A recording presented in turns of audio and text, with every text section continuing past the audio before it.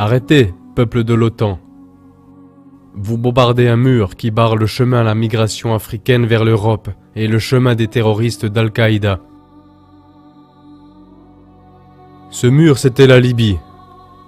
Imbécile que vous êtes, vous le détruisez et vous brûlerez en enfer pour les milliers de migrants d'Afrique et pour avoir soutenu Al-Qaïda. C'est ainsi que ce sera, et je ne mens jamais. Et je ne mens pas maintenant non plus.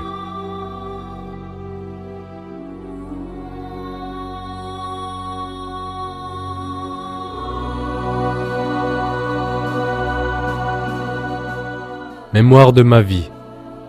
Colonel Mouammar Kadhafi, chef de la Révolution, 5 avril 2011. Au nom d'Allah, du bienfaisant, du miséricordieux. Pendant 40 ans, ou était-ce plus, je ne me souviens plus. J'ai tout fait pour donner aux gens des habitations, des hôpitaux, des écoles, et lorsqu'ils avaient faim, de la nourriture. Au Benghazi, j'ai même fait du désert une terre agricole. Je me suis imposé contre les attaques de ce cow-boy de Reagan, lorsqu'il a tué ma fille adoptive orpheline. Il avait essayé de me tuer. Au lieu de cela, il a tué cette pauvre enfant innocente. Ensuite, j'ai aidé mes frères et sœurs en Afrique avec de l'argent pour l'Union africaine. J'ai fait tout ce que je pouvais pour aider les gens à comprendre le concept d'une vraie démocratie, dans laquelle des commissions du peuple dirigent notre pays. Mais comme on me l'a fait comprendre, tout cela n'était pas assez. Même des personnes qui avaient des maisons avec 10 chambres, des costumes neufs et des meubles neufs n'étaient jamais satisfaites. Égoïstes qu'ils étaient, ils voulaient toujours plus. Ils racontaient aux Américains et à d'autres visiteurs qu'ils avaient besoin de démocratie et de liberté, sans reconnaître qu'il s'agit là d'un système coupeur de tête, dans lequel le gros chien mange tous les autres.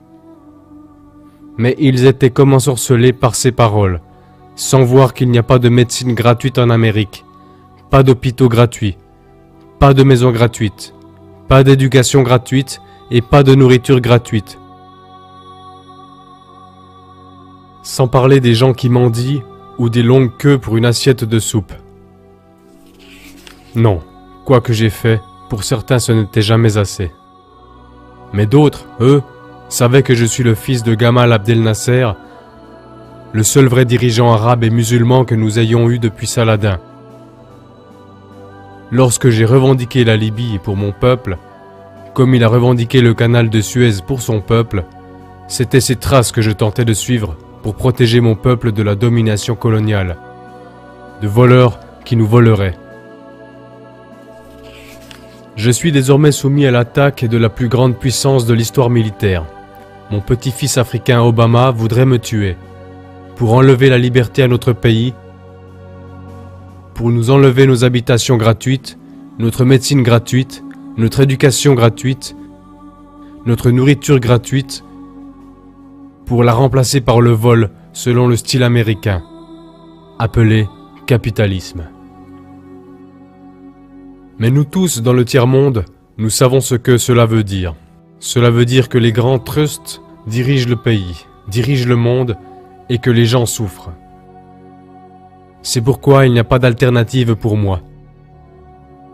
Je dois prendre ma place.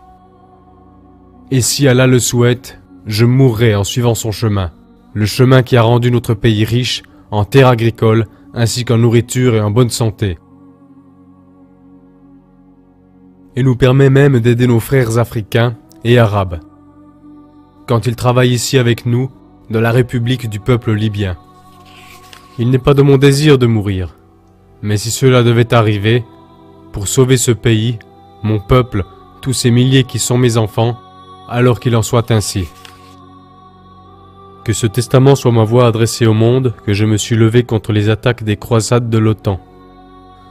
Levé contre la brutalité, levé contre la trahison, levé contre l'Occident avec ses ambitions colonialistes. Et que je me suis tenu du côté de mes frères africains, du côté de mes frères arabes et musulmans, comme une colonne de lumière. Pendant que d'autres construisaient des palais, je vivais dans une maison toute simple et dans une tente. Jamais je n'ai oublié ma jeunesse à Sirte, je n'ai pas gaspillé de manière insensée la richesse de notre peuple. Et comme Saladin, notre dirigeant musulman qui a sauvé Jérusalem pour l'islam, j'ai pris peu pour moi-même. En Occident, certains m'ont traité de fou ou d'insensé, mais ils connaissent la vérité et continuent néanmoins à mentir.